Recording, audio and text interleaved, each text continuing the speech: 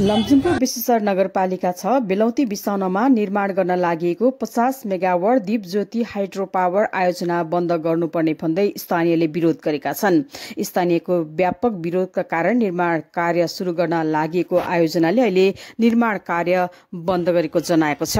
सम्पूर्ण तयारी पूरा गरी मंसिर 5 गतेदेखि निर्माण कार्य शुरू गर्ने तयारी गरेको आयोजनाले बेसीसरका स्थानीयले विरोध गरेपछि तत्कालका लागि निर्माण कार्य बन्द गरेको हो।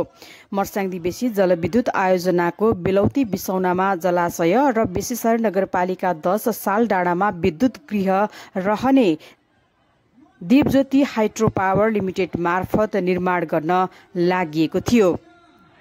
यता बेसी शहरका नगरवासीले स्थानीयसँग कुनै पनि अनुमति तथा सल्लाह बिना लमजुङको सदरमुकामको मुख्य बजार बेसी शहरलाई नै असर पर्ने गरी आयोजना निर्माण गर्न लागि भन्दै आयोजना बन्न नदिने भन्दै व्यापक विरोध गरेका छन्। विरोध स्वरूप बिहिबार बेसीसर बजारमा विरोध र्यालीको आयोजना गरिएको थियो भने हस्ताक्षर अभियान समेत चलाइएको छ।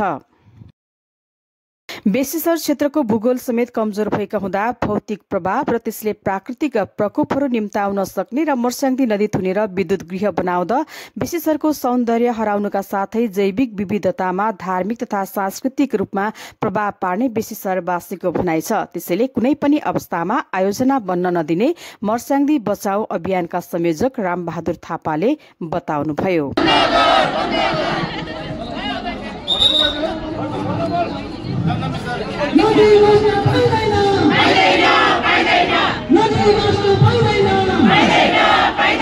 Hydro power